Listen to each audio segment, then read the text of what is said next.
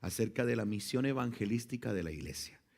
La iglesia no solamente es una entidad sobrenatural que representa al Señor o representa el reino de la luz aquí en la tierra. De hecho, el Señor fue tan claro en decir que nosotros éramos la luz de este mundo, pero no solamente para nosotros recibir, sino para trasladar este tremendo mensaje. Hechos capítulo 13, verso 47 dice: así nos lo ha mandado el Señor, dijeron estos ministros. Te he puesto por luz para las naciones, a fin o con el propósito de que lleves mi salvación hasta los confines de la tierra. Ese término luz que ustedes ven ahí no es solamente de que tú seas un referente de alguien que conoce mucho la Biblia, o de que alguien es cristiano, o de que eres cristiano, sino que Dios se va a ocupar en entregarte las herramientas adecuadas para que triunfes aún en el sistema, y a través de ese triunfo puedas trasladar que Jesucristo es el autor consumador de la fe y que Él es el que te amó, el que mueve tu vida para que llegues a ese lugar. Entonces no puedes perder de vista eso. Muchas veces nosotros, y eso es algo que tenemos que cuidar mucho, porque cada cultura tiene sus fortalezas y debilidades. Y una de las debilidades que yo siempre he notado en nuestro país, y desde pequeño yo lo he escuchado, que para ser alguien en la vida, ¿qué hay que hacer? Estudiar. Vivimos en un país competitivo y está bien, jamás, al contrario, promovamos los estudios, promovamos, si se puede, sé el mejor en tu trabajo, sé el mejor en tu universidad, sé el mejor donde estés, pero no pierdas de vista que el talento, la habilidad, los dones, etcétera, que Dios te dio es para que lo muestres a Él. No pierdas de vista nunca eso. ¿Quién es el creador de nosotros? ¿Quién te creó? ¿Tú estás de acuerdo que Dios es quien te creó?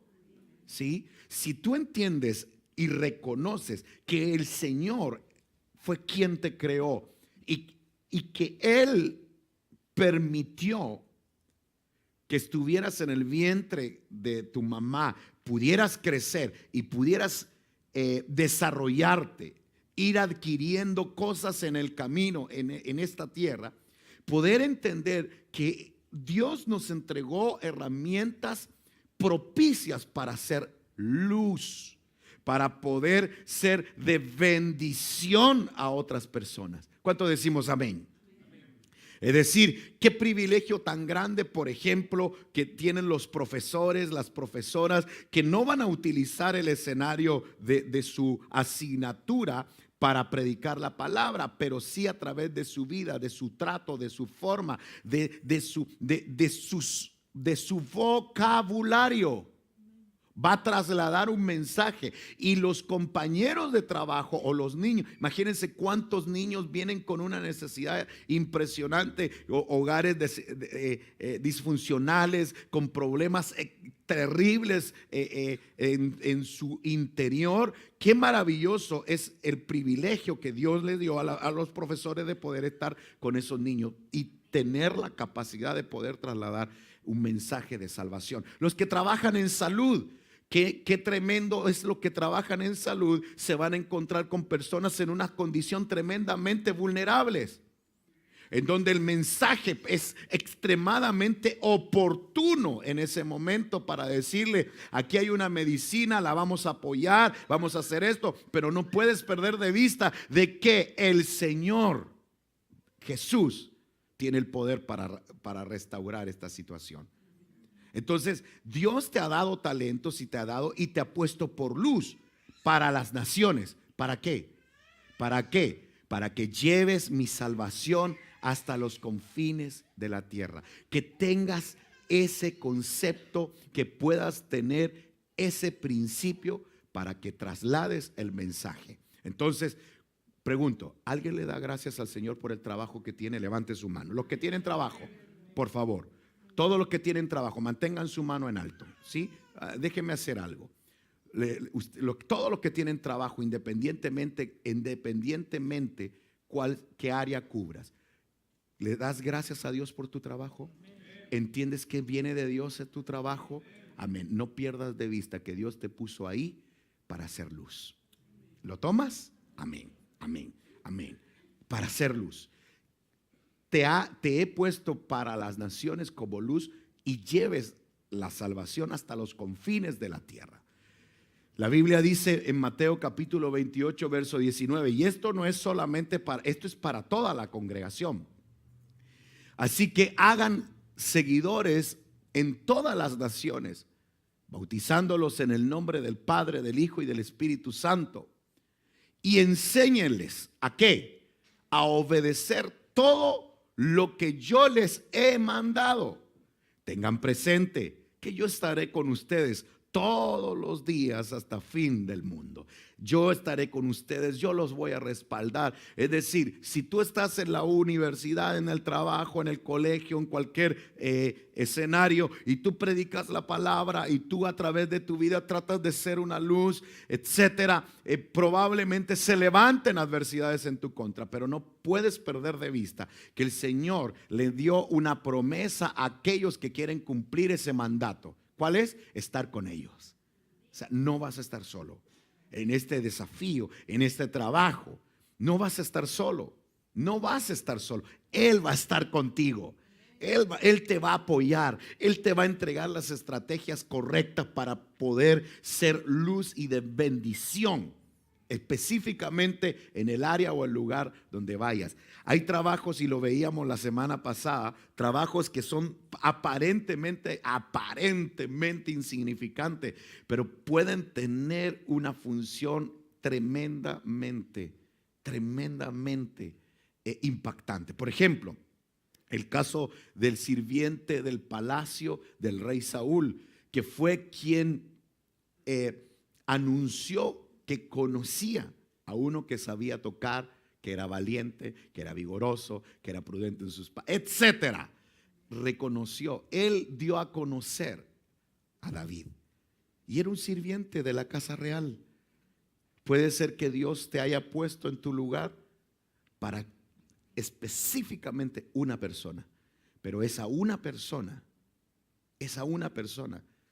puede impactar una ciudad entera. Así que no pierdas de vista que la persona que está a tu lado necesita que le entregues un mensaje. Y de eso yo quiero que conversemos. Vamos rápidamente. Santiago capítulo 5, verso 19. Comienza el tema. Si alguno de ustedes se desvía del camino de la verdad, hermanos míos, y alguno lo hace volver de su extravío, pregunto, número uno, ¿se puede alguien que tiene fe, que tiene al Señor en su corazón, extraviarse? Por supuesto. ¿Conoce alguno así? ¿Conoce a alguien que ministraba, que cantaba, o que servía en algún área, o simplemente no servía, pero venía a la iglesia, estaba metidísimo con el Señor, pero algo pasó, algo ocurrió, y de la noche a la mañana ya no lo vemos metido, ya no lo vemos bien, lo tratamos de invitar en la calle cuando lo vemos, pero esa persona ya no quiere nada con el Señor? Y obviamente una persona que tiene conflictos va a tratar de buscar respuestas y buscar diferentes recursos para poder justificar su inasistencia o el querer no buscar al Señor. No sé, el punto es que hay personas que se extravían. Pero miren qué interesante lo que dice el verso 20. Dice: sepa que el que haga volver al pecador de su extraviado camino salvará su alma de la muerte, cubrirá sus muchas faltas. Tengo una pregunta. ¿Tú puedes hacer volver a alguien o no? Entonces ahí es interesante. Porque si hay personas a tu alrededor que no conocen al Señor, puede ser tu familia, tus padres, tus hijos. Entonces aquí parte un tema, tu vecino, alguien. Entonces mi intención en este momento de parte de Dios es hacerte sentir inquieto. Porque tú no puedes perder de vista que una persona a quien tú amas, si no le entregas un mensaje a tiempo, puede morir. Por eso es importante predicar la palabra. Por eso que nosotros no podemos perder el tiempo. Ahora, tú no lo puedes traer obligados, pero tú vas a hacer un trabajo evangelístico en sus vidas. Por eso comenzamos a hablar acerca del trabajo evangelístico que la iglesia debe de cumplir. No podemos perder de vista, mi amado hermano, que el que no confiesa a Jesús como Señor, como Salvador, primero lo cree para justicia en su corazón y confiesa para salvación a través de sus labios, esa persona muere espiritualmente. O sea, no puedes perder de vista eso, ¿sí? O sea, no puedes perder de vista. Te da angustita, te da preocupación, tiene que darte. Sí, es simple. Tienes que sentirlo. Si no lo sientes y justificas, porque eso me llama la atención muchas veces, porque hay personas, por ejemplo, voy a poner un ejemplo. Si mi padre, por ejemplo, tuvo X situación en la iglesia y dejó de congregarse y dejó de ir, tuvo un problema con una familia, entonces yo, que estoy metido con el Señor, yo no debiera de justificar su inasistencia. No la comparto. Porque muchas veces me encuentro con personas que dicen, no está viniendo, pero oremos porque lo que pasa es que tuvo un problema. Y empiezan como a justificar el por qué. O sea, como a defender por qué no viene. No. Tampoco se trata de desnudar. Pero uno no tiene que dejar, si un papá aquí tiene hijos extraviados, tú no puedes dejar de entregarle el mensaje. No puedes. No puedes. Tienes que ser insistente. Tienes que buscar la estrategia adecuada. No puedes. ¿Sabes por qué? Porque la palabra lo enseña. O sea, si bien Dios es el dueño, Dios todopoderoso, pero le puso una responsabilidad muy grande a la iglesia. O sea, mi pregunta, si yo dejo de hablar de Cristo, ¿afecta la situación a nivel espiritual en el lugar donde me muevo? Sí, claro. O sea, sí necesito hablar. Si necesito predicar. O sea, si un papá sí necesita sentarse con su hijo o su hija y ayudarlo a volver. Y si un hijo tiene que clamar, aquí las jovencitas que no tienen a sus padres full en el Señor, doblar rodillas y clamar. Yo a veces escucho personas como que se conforman y dicen, ya volverá. Yo lo dejo solito. Así he escuchado yo personas. Yo lo dejo. No, déjalo solito, pero clamando, peleando una batalla de rodillas. No, tú no puedes que, no. El Señor puede venir hoy. Y la escritura es muy clara. Si alguno de ustedes se desvía del camino de la verdad, hermanos míos, y alguno lo hace volver de su extravío, sepa que el que haga volver al pecador de su extraviado camino, salvará el alma de su muerte. O sea, sí hay que hacerlo. Sí hay que predicarle a la suegra, hay que predicarle al suegro. Sí.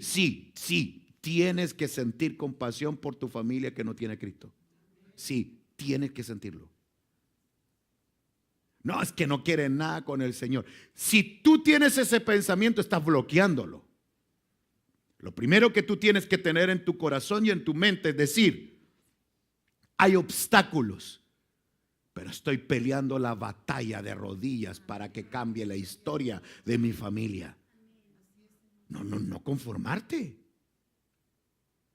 ¿Por qué? Porque aquí hay hermanos, perdón que sea tan claro, pero aquí hay jovencitas, jovencitos, padres de familia, cuyos familiares directos no están en el Señor en este momento firmes. Entonces, obviamente, tal vez tú no vas a poderles entregar un mensaje claro, pero sí puedes clamar, sí puedes orar, pelear una batalla espiritual, clamando con todo tu corazón. ¿Sabías que tú puedes reclamar a las tinieblas tu familia? Quiero explicarte algo. ¿Han leído ustedes? Es que qué tremendo es esto. Es que uno a veces le da más fuerza a las maldiciones. ¿Ustedes han leído alguna vez cuando dice que la maldición opera hasta la tercera y cuarta generación? ¿Sí? ¿Y por qué la maldición se resalta tanto? ¿Cómo opera la maldición? ¿Cómo opera la maldición? Vamos a suponer, para no pedir, porque están todos con computadoras y allá tienen la estrategia, les iba a pedir que me ayudaran aquí, pero ya tienen todo, agarraron las computadoras así, ¿va? Ok, vamos a suponer que este parlante es Giovanni, vamos a suponer que este es Samuel, vamos a suponer que este es Álvaro y vamos a suponer que este es David. Bueno, por ejemplo, ¿verdad? Es un ejemplo. Ok, entonces, vamos a suponer. Es que no me quisieron apoyar, ¿va? Ok. Entonces, ¿qué ocurre? Supongamos que este es tatarabuelo, bisabuelo, abuelo, ¿sí? Nieto. Vamos a suponer. Las maldiciones, ¿cómo operan? Supongamos que este hizo un pacto con las tinieblas. ¿De qué manera se hacen pactos? Todo el mundo piensa que en los pactos hay que hacer la estrella y poner velas, ¿verdad? Matar un gato. Sí, hay un montón de cosas, ¿va? Y hacer un rito. No. Escúchenme. La Biblia habla que el hombre hace pactos con mujeres o mujeres con hombres. Cuando un hombre se une a una mujer se trasladan las maldiciones, perdón, pero es muy fuerte lo que estoy diciendo, pero es así. Entonces, cuando un hombre y una mujer se unieron y se abrió una puerta de maldición, si esa puerta, Giovanni, el tatarabuelo, no la cierra, las tinieblas que operaron en él van a ejercer derechos sobre su descendencia. Por eso dice que las maldiciones alcanzan hasta la tercera y cuarta generación. Pero la bendición es mayor. Entonces, si las tinieblas reclaman a alguien, ¿por qué nosotros no reclamar? ¿Ah? ¿Por qué no? ¿Por qué hablar tanto de maldición? De que sí, es que está bajo una maldición, bajo un hechizo y no quiere volver al Señor. Pero ¿por qué tú no puedes doblar tus rodillas y pelear tus batallas? ¿Por qué es tan fácil decir odia el evangelio, no quiere nada con la iglesia? No, ¿por qué? Ahí es porque algo está pasando. Hay que doblar las rodillas. ¿Me explico? O sea, sí tienes que pelear las batallas. O sea, tú tienes que saber que si tú no le llevas el mensaje a alguien de salvación, esa persona muere. Perdónenme lo que les voy a decir, pero es algo básico, es el ABC del evangelio de la palabra. Perdónenme, alguien que muere sin confesar a Jesús como Salvador no es salvo. Perdón, no es salvo. Aquí en la tierra puede llegar a tener muchos bienes, muchas cosas, pero si no confesó a Jesús como Salvador, tiene una separación eterna. 100 años aquí en la tierra no son nada a comparación de la eternidad. Entonces, ¿qué responsabilidad tan grande la que el Señor nos dejó? Es una responsabilidad muy grande.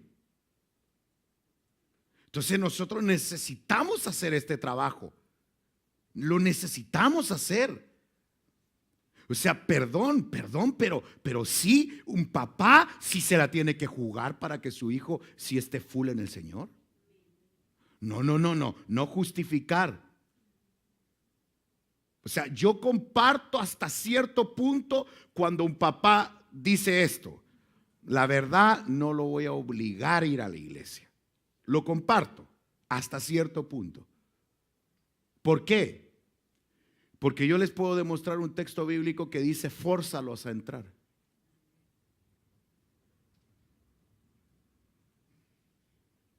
O sea, quiere decir que un papá se la tiene que jugar para que sí escuche palabra. Va a venir a regañadiente, se va a sentar en la última fila, en el rincón. Sí, es verdad, pero pudiera ser que en un culto Dios le hable y tú creas en tu corazón con todas tus fuerzas que ese puede ser el culto de salvación de su vida. ¿Sí? Sí. Se entiende, escúchenme. Voy a explicar algo. Yo no sé de quién eres tú, pero la Biblia registra una historia bastante tremenda del cojo de la hermosa. No es que el cojo era hermosa, sino que la Biblia dice que había un templo llamado La Hermosa que ponían a un cojo todos los días en la puerta del templo. ¿Se recuerdan o no? Tengo una pregunta, por favor, alguien que me la conteste. ¿Quiénes llevaban al cojo? La familia. Ellos no eran cojos físicamente, pero espiritualmente. Lo llevaban todos los días. Era una religión. Pero el día menos esperado, menos pensado, se apareció un Juan y un Pedro, llenos del Espíritu. ¿Me doy a entender? Y ese cojo dejó de ser cojo. ¿Dónde? ¿En su casa? ¿Dónde? En el templo. El cojo pasó años así. Es muy probable que venga, mi pregunta es: ¿eres de los familiares que trae al cojo o eres cojo?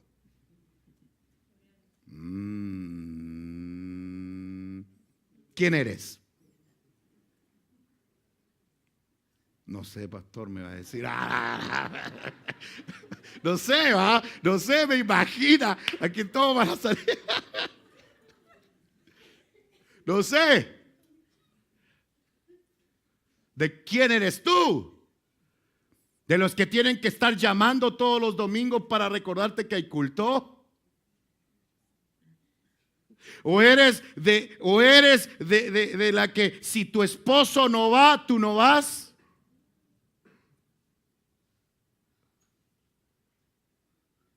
Si hay una casualidad, o sea, un parecido, es simple casualidad, ¿eh? Por si acaso. Yo no estoy hablando con nadie. Ok, pero mi pregunta es: ¿eres cojo? ¿Eres de los cojos que necesita que alguien te traiga a la iglesia? ¿O eres de los que viene sin muletas, sin estímulo, sino movido por un corazón alegre? ¿Sí? O sea, yo conozco gente que tiene tanta convicción del evangelio porque a toda la gente nos llega visita. Yo conozco gente que les llega visita y a sus visitas lo siente, le dice: lo recibimos con todo gusto, hagamos asado, pasémosla bien, pero el domingo, perdón, no hay negocio. Si quieres acompañarnos a la iglesia, buena onda. Pero si no, preparen el almuerzo aquí mientras nosotros vamos al culto. Sería buena, ¿eh? Eso es bueno, márquelo ahí, hermano. Pues no solamente llegan a la casa, pero no tranzas. Pastor, pero yo no necesito congregarme para tener una comunión con Dios. Tienes razón, pero pierdes la oportunidad de concederle un deseo a Dios. Porque Dios desea que su pueblo se reúna en armonía y le haga fiesta y le rinda adoración. Así que papitos, hijos, hermanos, si tienes familiares, sigue clamando. Por favor, no te acomodes creyendo que algún día, o sea, sí tienes que pensar que la persona que vive contigo, ¿sí? Si no conoce a Jesús, tiene una muerte eterna. Va a morir. O sea, sí necesitas predicarle. Sí necesitas entregarle. Por eso dice, sepa. O sea, este término es muy importante. Sepa, o sea, tienes que saber que si haces volver al pecador de su extraviado camino, salvará su alma de la muerte. Y por supuesto que esas personas que van a entender racionalmente que van por un camino correcto. Por eso Proverbios capítulo 14 verso 12 dice: hay camino que al hombre le parece derecho, pero al final, ¿qué camino es? Es un camino de muerte. Hay personas allá afuera con una convicción de que están bien, pero ese camino tiene un final. Ese es un temazo, hermano. O sea, miren, hermano, uno hace, deshace, pero el camino tiene un final. El camino se va a acabar. Sí. Ahora, uno que es joven o todo el tema, no se lo imagina, pero sí se va a acabar. Y tú no sabes qué puede pasar mañana. Nadie puede garantizar lo que va a pasar mañana. O sea, que una persona que vuelva a Cristo lo puede salvar de la muerte eterna. Entonces lo primero que tiene que existir en el corazón de aquellos que quieren ser evangelistas, conquistar naciones, ¿verdad? Qué bonito eso. Sí, conquistar naciones, hacer misiones. Yo me encuentro con todo el tiempo me estoy encontrando con jóvenes que quieren ir a Jucum, que quieren hacer aquí, que quieren hacer allá. Jucum es una agrupación que se dedica a preparar misioneros que los mandan al África, que los mandan a lugares de selvas, a lugares de mucha pobreza y todo el tema. A mí me llama la atención. A ver, perdón que sea tan claro. Aquí no tengo ninguno, pero en otras de nuestras iglesias sí. Pero perdón que sea tan claro. Habría que hacer un análisis cuál es su motivación. Yo creo que sí. Es sano someter. ¿No será que quiere salir de la casa? ¿No será que quiere tener libertad? Porque todos los misioneros andan en un grupo, se quedan todos en carpas, se quedan todos juntos. Y yo conozco muchas historias de ese tema.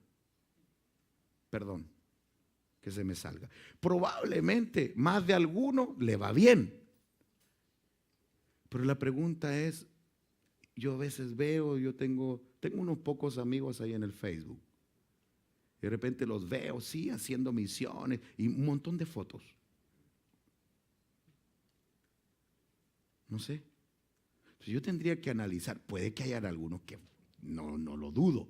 Dios los lleva con un propósito, pero habría que analizar su motivación. ¿Por qué estoy mencionando eso? Porque yo creo que el sentimiento evangelístico se tiene que despertar primero con las personas que lo rodean.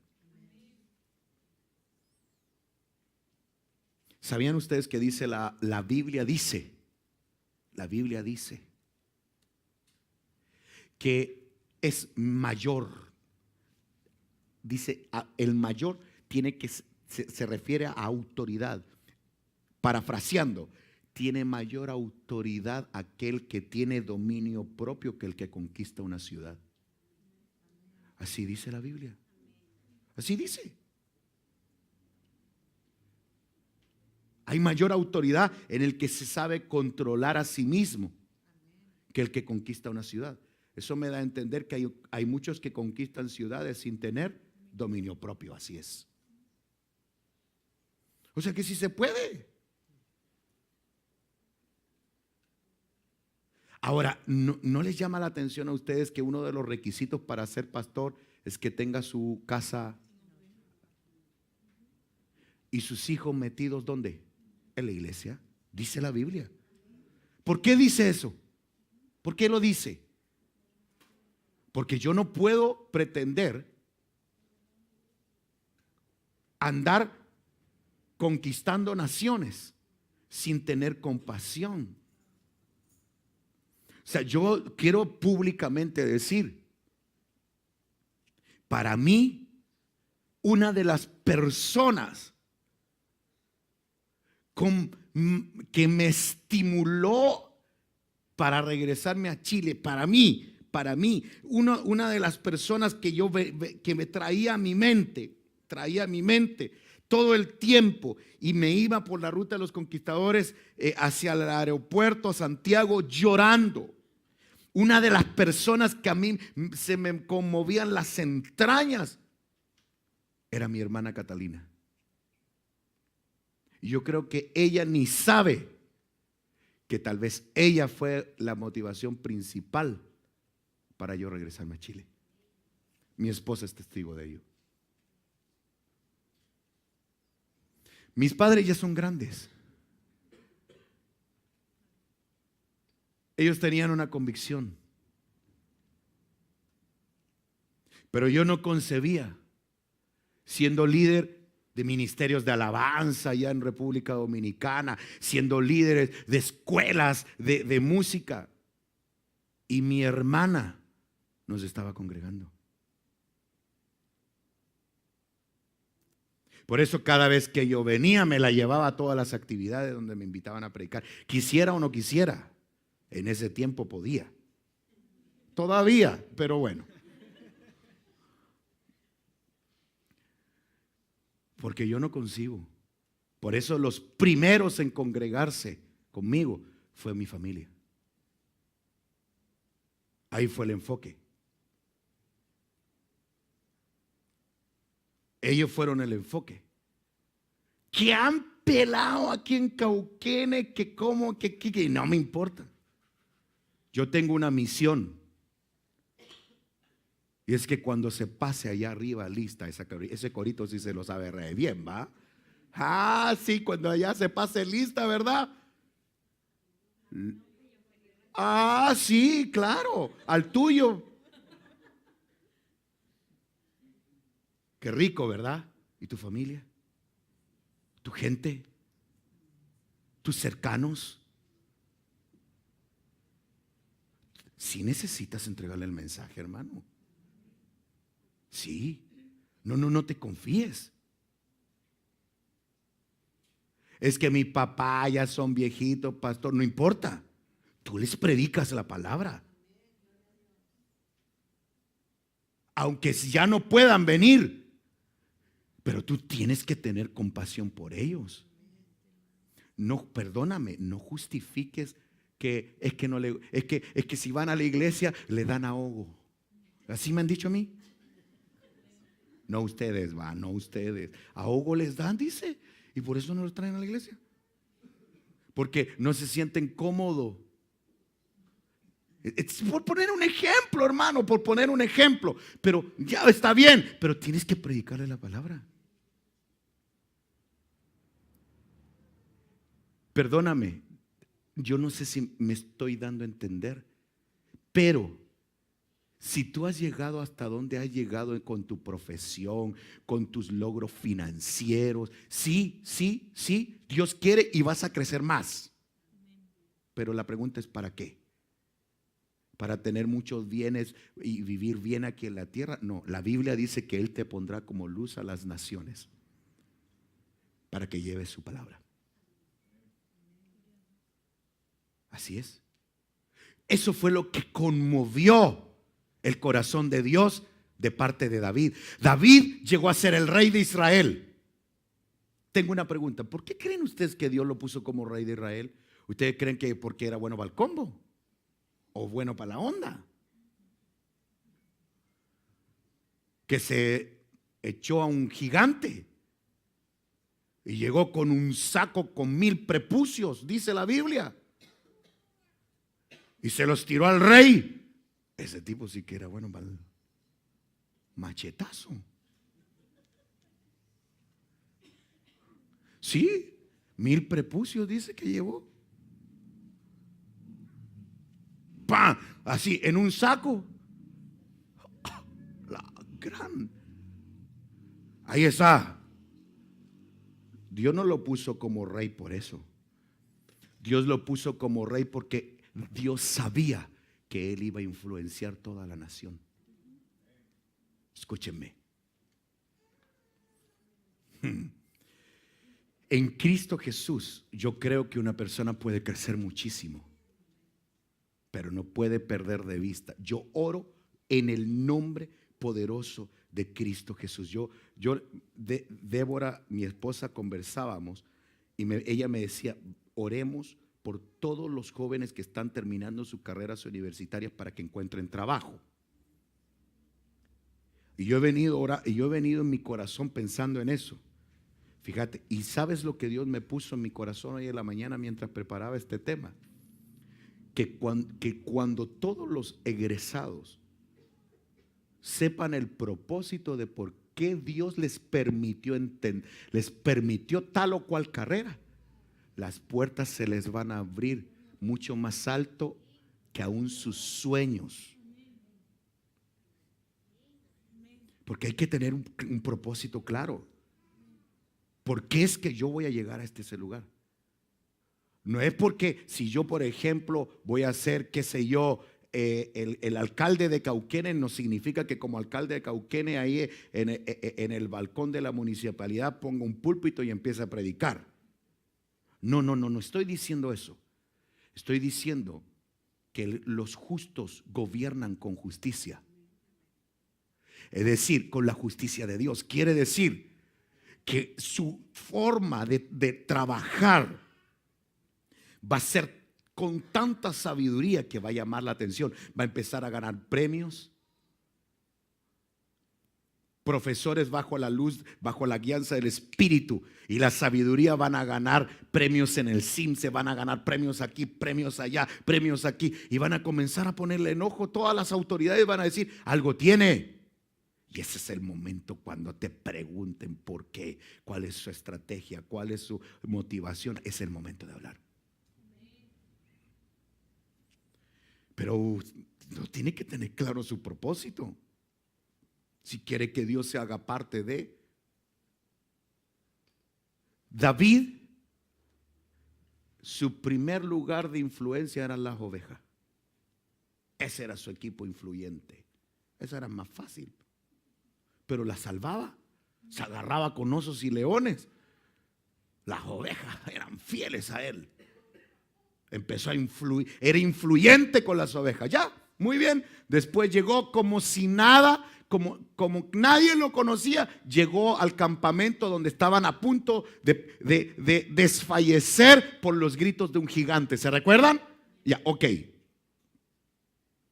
Lo miraban, llega, el tipo se enfrenta a gigante y Dios permite que sus victorias en privado se evidencien en público. Y el tipo lo comenzaron.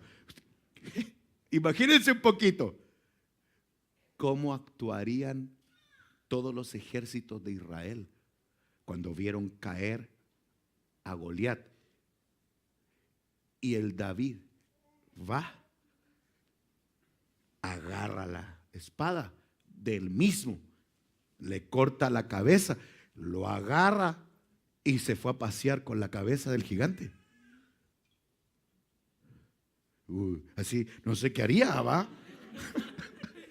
Es que vi que me estaba mirando. Entonces, vamos a suponer.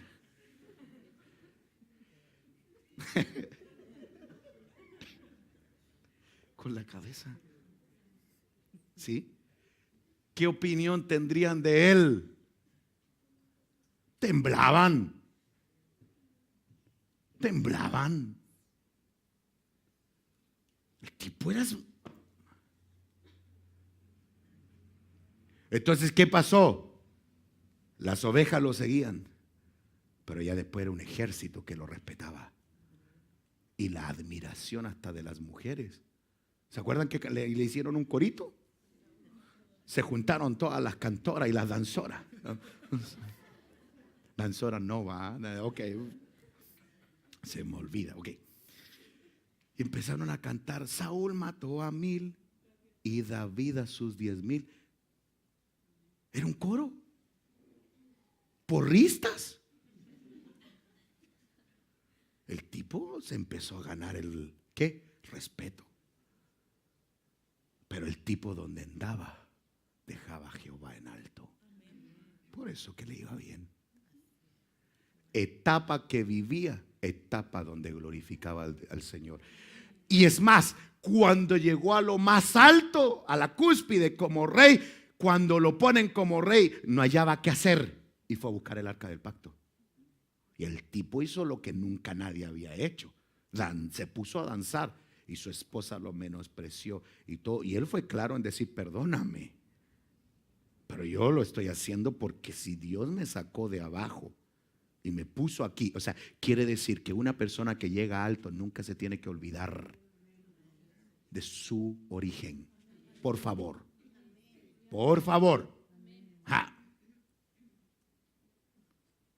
Nunca tenemos que olvidarnos de nuestros orígenes, porque es bueno recordar de dónde Dios nos tomó y hasta dónde nos ha llevado, para entender que de Él vienen todas las cosas. Den un aplauso al Señor, Él se lo merece, ¿verdad? Entonces, hay caminos que al hombre le parecen derechos, pero al final es un camino de muerte. El sentimiento de compasión es un requisito indispensable para llevar esta misión evangelística. Es decir, si yo no tengo un sentimiento de compasión, las personas que están a mi alrededor van a morir y no voy a sentir nada. Una de mis satisfacciones que mis abuelos ya están con el Señor es que les predicamos la palabra. Full.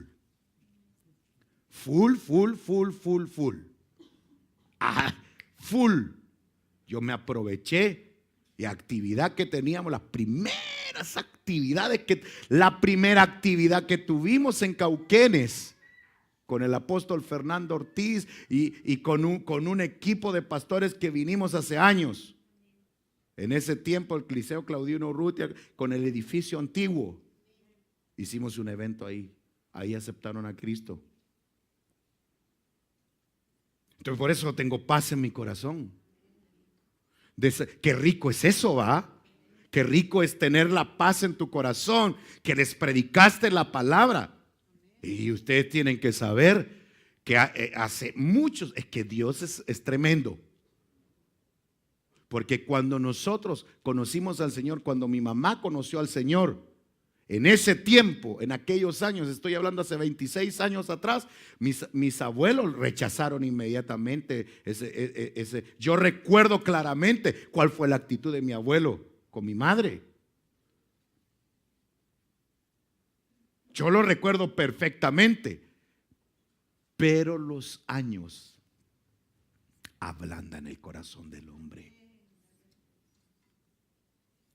Y esos mismos que un día sacaban odio en contra del mundo evangélico, terminaron aceptando a Jesús como Señor y Salvador. Entonces, si hay alguien que tú tienes en tu mente ahora, en este momento, que tú dices, no, viene a mi mente fulano, y bueno, no, es imposible. Bueno, es imposible. Es imposible. Va a ser el más blando después. Si en tu corazón lo ves danzando, cantando, sirviendo, lo vas a ver con tus ojos. Proverbios capítulo 11, verso 17. Ya estoy llegando casi a la curva final. Proverbios capítulo 11, verso 17 dice: el que tiene compasión prospera. El cruel se mete en problemas. El cruel, el que no tiene compasión, ¿qué me importa a mí? El cruel tiene un sentimiento egocéntrico. El cruel no siente compasión por nadie. Si tiene que aplastar, pisotear a alguien para escalar, lo hace. Ese es el cruel. Por eso se meten en problemas. Personas que mienten para lograr cosas. Personas que hacen daño para lograr cosas. Pero ¿qué dice la Escritura? El que tiene compasión prospera. El que es sano, el que tiene buenos sentimientos. Proverbios capítulo 21, verso 10 dice: la gente mala es cruel, jamás tiene compasión de sus semejantes. La palabra mala, para los que están escribiendo, pueden cambiar esa palabra mala por impío. La palabra o el término impío quiere decir alguien que conociendo a Dios no camina según sus preceptos. O sea, no necesariamente no es cristiano. El contexto cuando ahí dice mala, no está hablando de una persona del mundo. Está incluyendo a alguien que puede llevar 30 años en la iglesia como alguien que está en el mundo. Una persona que tiene sentimientos extraños dentro de sí no tiene compasión por los demás. Entonces, aquí estamos haciendo un tester y estoy llegando a la curva final porque quiero dejar un espacio para que coordinemos lo del retiro. Entonces, ¿qué pasa? Vemos aquí que un sentimiento, ese sentimiento de no sentir el dolor de otra persona es peligroso. Por ejemplo, voy a poner un ejemplo. Y eso no está bien, hermano, eso no está bien. Eso le hace un daño a la iglesia tremendo. ¿Y cómo lograr esto? ¿Qué pasa? Vamos a suponer que Alexandra dejó de venir a la iglesia porque tuvo un problema personal y todo. Entonces se entera Doris y Doris la va a visitar, y esto nos ha pasado. Qué tremendo. Va, la visita, ¿cómo está? Bien, aquí está. Oye, ¿y no te han venido a ver de la iglesia? Pues si ella es de la iglesia.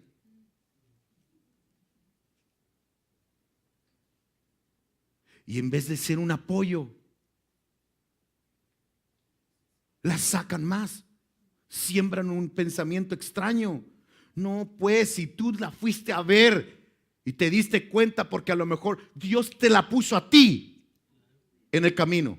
Tú, el Señor, a ti, entonces, no solamente le dice, qué mal, ¿verdad? Me ha pasado con líderes. ¿Y el pastor no te ha llamado?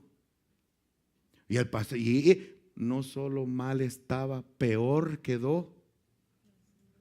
Y después, con su condición vulnerable, se pone peor con la iglesia. Ahí va el pastor en la feria a saludarle y pobre, ¿qué tiene que ver el cuate? El tipo.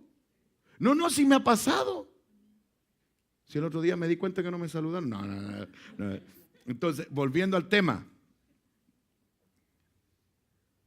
Si yo voy y noto No te preocupes, vamos a estar orando por ti, vamos a estar aquí, vamos a estar allá y todo, porque Dios puso en tu corazón.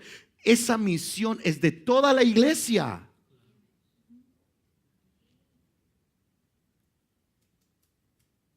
Entonces, ¿qué pasa? Llega Doris y me dice a mi pastor: hay que ir a visitar a Alexandra. Si vienen conmigo. Sí. Pero Doris no sabe que vino la hermana Norma, vino la hermana Carolina, vino el hermano Giovanni, vino la hermana Catalina, vinieron un montón a decir lo mismo. Y uno no se da abasto y va a descuidar ciertas obligaciones que tiene que cumplir un ministro. Les pasó a los apóstoles en el capítulo 6 de los Hechos. ¿O no? Empezaron a descuidar, ¿qué? A las viudas y a los huérfanos. Empezaron a descuidar. ¿Por qué empezaron a descuidar? ¿Cuál fue el motivo? Porque la iglesia estaba, ¿qué? Eso dice la Biblia. Y entonces esa necesidad abrió las puertas para ¿qué? Que se levantaran ¿quiénes? Los diáconos. Entonces ahí surgen otros servidores en la iglesia. Entonces cuando empiezan a aparecer muchas necesidades, es un síntoma de que tienen que levantarse ayudas.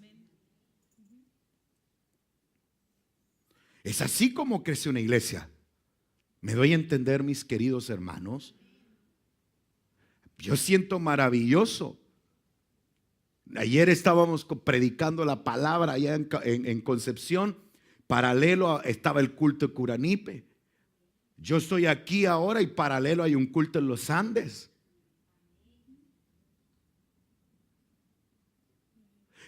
Predico en la noche en Talca y paralelo hay un culto en Concepción. Es decir, eso es red, las redes cuando se tiran para que haya mucho alcance. Es una organización de muchos hombres y mujeres que creemos en lo mismo. Me doy a entender, mis queridos hermanos. Entonces, volviendo al tema, la compasión es algo que tenemos que sentir. Estoy llegando a la parte final. Mateo capítulo 12, verso 7 dice: si ustedes entendieran lo que significa, ¿qué dice ahí? Compasión quiero, no sacrificio. Déjenme explicarles para poder entender este texto. Es tremendo este texto. Miren, el mismo texto, pero en la traducción PDT. Mateo 12:7 dice: ustedes no habrían condenado a gente inocente si supieran el significado de lo que dice la Escritura. Yo no quiero sacrificios, sino que ustedes tengan que. ¿Me podrías ayudar? Me falta todavía para que no guarden sus. Porque lo que pasa, ya se dieron cuenta, sube el penil y sacan la ofrenda, entonces empiezan a prepararse, todo como que está todo cuadrado, ¿va?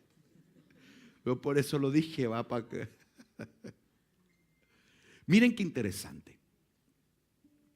Les quiero contar rápidamente el contexto de ese texto. ¿Sí? Estaba Jesús en un lugar y se acercan un intérprete de la ley. ¡Ja! De esos que creen que lo saben todo, todo. Entonces se acercan y le dicen a Jesús. Pero la pregunta llevaba una mala intención. Y le preguntan y le dicen: maestro, ¿qué tengo que hacer para heredar la vida eterna? Así como que quiero que me contestes. Y le contesta Jesús y le dice: ustedes lo pueden leer después, tranquilos.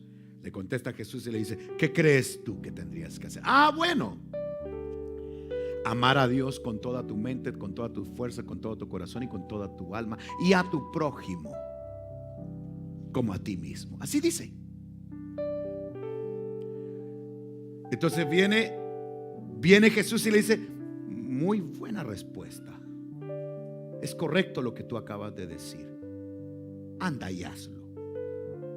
Y entonces el intérprete de la ley no quedó picado.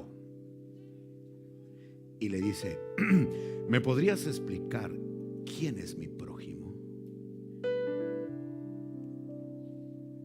O sea, ¿me podrías explicar a quién es que yo tengo que amar? ¿De qué se trata esto? Entonces comenzó a explicar a qué correspondía esto. Pero detrás de este contexto, y ahora vamos a pasar al otro, detrás de este contexto también anteriormente venían algunos comiendo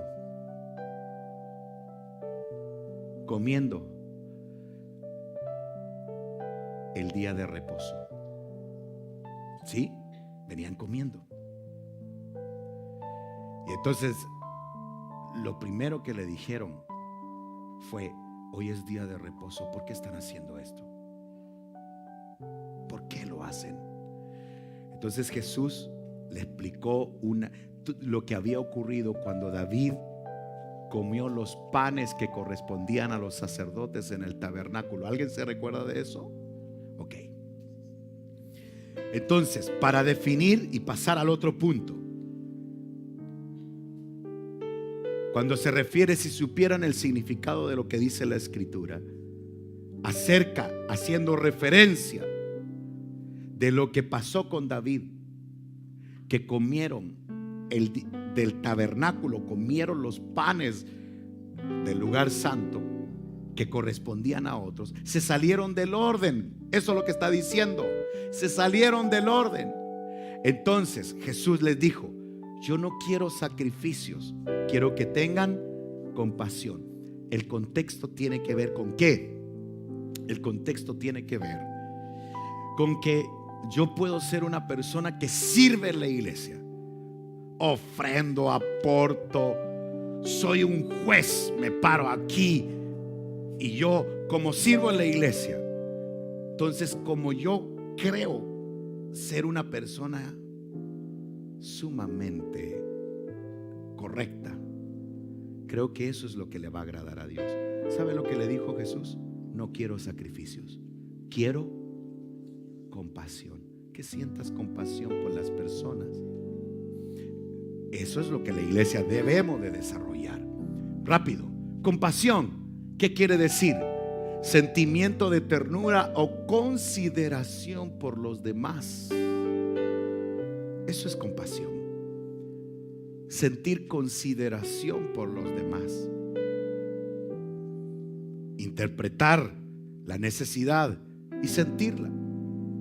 Santiago capítulo 2 verso 13 dice: Dios juzgará sin compasión a los que no han tenido compasión de los demás. La compasión triunfa sobre la justicia. Entonces, ¿qué quiere decir esto? Ya estamos casi terminando. ¿Qué quiere decir esto? ¿Qué es compasión? Consideración por los demás. Eso es compasión, consideración. Es decir, cuando yo veo a una persona que tiene necesidad, sentirlo y no pasar por al lado y rechazar, bloquear, pelear la necesidad de la persona. Es una oportunidad que Dios nos está permitiendo tener para poder ayudar. ¿Me estoy dando a entender? La iglesia debemos de desarrollar ese sentimiento. Por ejemplo, ¿cuántas personas piensa en alguien que no está aquí ahora? Piensa en alguien. Si alguien pensó en una persona que no está aquí, que hace tiempo no está viniendo, que hace tiempo no está buscando del Señor. ¿Alguien pensó en alguien? Levante la mano. ¿Quién pensó aquí en alguien? ¿Sí? ¿Pensó? Levántela en alto, levántela. ¿Pensaste en alto? ¿Pensaste en alguien? Perdón. Ok. Quiero pedirte algo. ¿Me ayudarías a clamar por esas personas? ¿Me ayudarías a clamar por esas personas? Pregunto, ¿crees que vale la pena seguir doblando rodillas y peleando la batalla? ¿Crees tú? Sí, no te canses, sigue peleando la batalla. Lucas capítulo 10 verso 25. He aquí un intérprete de la ley se levantó y dijo para probar: Maestro, ¿haciendo qué cosas heredaré la vida eterna? Lo que estábamos conversando. Verso 37 dice que el experto de la ley le dijo: el que tuvo compasión de él. Entonces Jesús le dijo: ve, ¿y qué dice? Haz lo mismo. Yo me quise saltar, estoy corriendo, por eso, para darle oportunidad, porque me quedé corto de tiempo, para darle oportunidad al equipo para organizar el retiro. Pero ¿qué es lo que está pasando aquí? Jesús le contó una historia a este hombre y le habló de un hombre que venía de Jerusalén. ¿A dónde? A Samaria. Y venía este hombre. Regálenme su atención, estoy casi terminando, necesito tu atención. Venía caminando, lo atraparon unos ladrones, lo golpearon, lo dejaron medio muerto, quedó tirado en el suelo. ¿Verdad que sí? Ok. Pasaron dos personas, lo vieron y lo dejaron tirado. ¿Quiénes fueron? Era un sacerdote y un levita, correcto. Era un sacerdote y un levita. Entonces, ¿dónde estaba el hombre? Estaba tirado, golpeado. Pasó un sacerdote, lo miró y siguió. Luego pasó un levita, lo miró y siguió de largo. ¿Sabes cuál es la enseñanza? El sacerdote representa la religiosidad y el levita representa la ley. Ni la ley ni la religión tienen compasión. ¿Me van siguiendo? Ok, déjenme explicarles. La religión, ¿en qué consiste? Hay que ir a la iglesia. Es domingo, hay que ir a la iglesia. Religión, una vida sin pasión. Entonces, ¿qué ocurre? La religión no va a ver con compasión. La ley, escuchen esto, llega la hermanita con pantalones porque hace frío, viene con un corazón tan grande. La ley dice: tiene que venir con falda. ¿Sí? No puede subir un joven sin corbata. Eso dice la ley, porque parece ser que la corbata da más unción. Yo por eso no me la quito. No tiene nada que ver. Nada que ver, hermano. No. También tampoco significa que aquí vamos a venir con short y con chalas. No. Tiene que ir acorde a la ocasión. Pero lo que yo quiero terminar, pasó otro y dice que tuvo compasión de él, lo ayudó. Dice que lo tomó, lo puso sobre su caballo, le echó, lo vendó, le echó aceite, le echó vino y lo ayudó. Entonces cuando le explicó Jesús el caso de estos 3 hombres, le pregunta a el experto, le dice: ¿cuál de estos 3 hizo lo correcto? Y entonces el experto le contesta: el que tuvo compasión, el que tuvo compasión de él. Entonces Jesús le dijo: ve y haz lo mismo. Acabamos de decir, Él no quiere sacrificio, Él quiere compasión. Es algo que la iglesia debemos de desarrollar. En el nombre de Jesús. Vamos a terminar. Quisiera pedirle que se pongan de pie, por favor, mis queridos hermanos. Vamos a darle gracias al Señor. Padre, gracias por tu misericordia. Enséñanos, enséñanos, enséñanos. Danos tu gracia.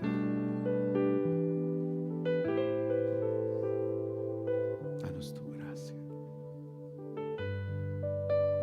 Por favor, por favor. Si hay alguien que está en tu corazón, que tú sientes compasión, tal vez es tu hijo, tu hija,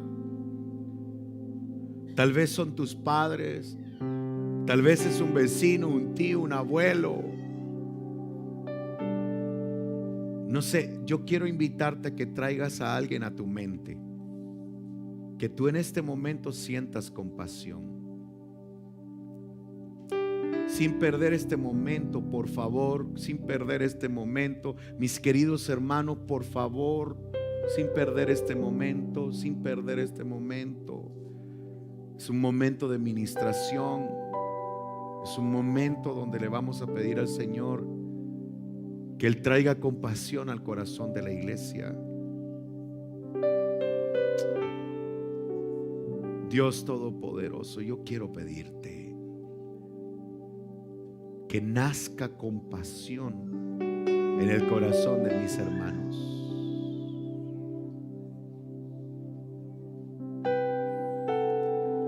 Tenemos un trabajo, un arduo trabajo que hacer. Llevar esta palabra a diferentes lugares. Llevar esta palabra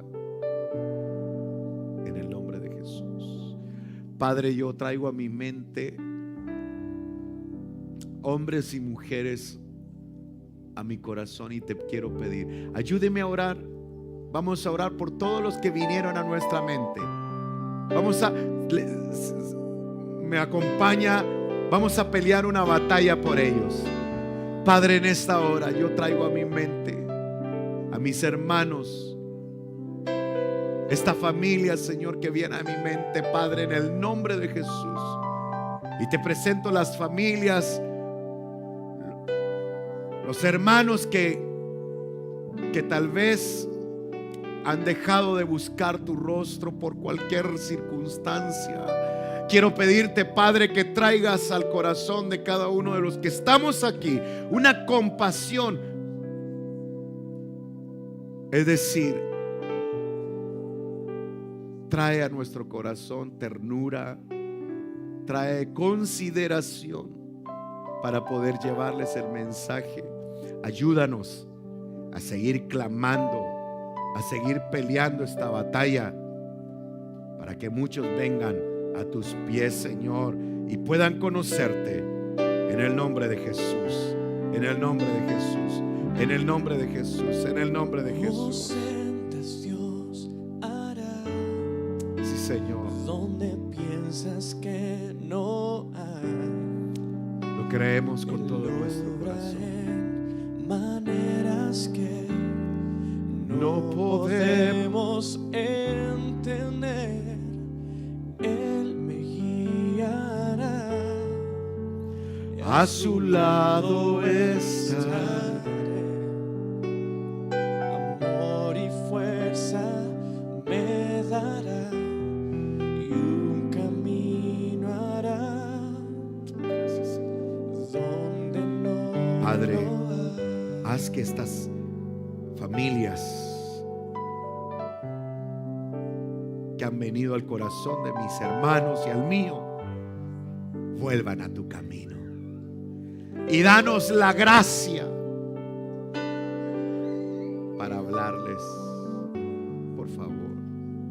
Danos la sabiduría para hacerlos volver de un camino que los lleva a la muerte y retornen a un camino que nos lleva a una vida eterna. Por favor, te lo pedimos con todo nuestro corazón, con todo nuestro corazón. Gracias, Rey bendito, gracias, Señor, gracias, Papito lindo. Glorificamos tu nombre, te bendecimos y reconocemos que tú eres, Señor, que tú eres todopoderoso. Gracias, Señor, gracias, Papito. Amén, amén, amén. ¿Ya trajo a alguien a su mente? ¿Cuándo nos comprometemos a clamar esta semana por ellos? De repente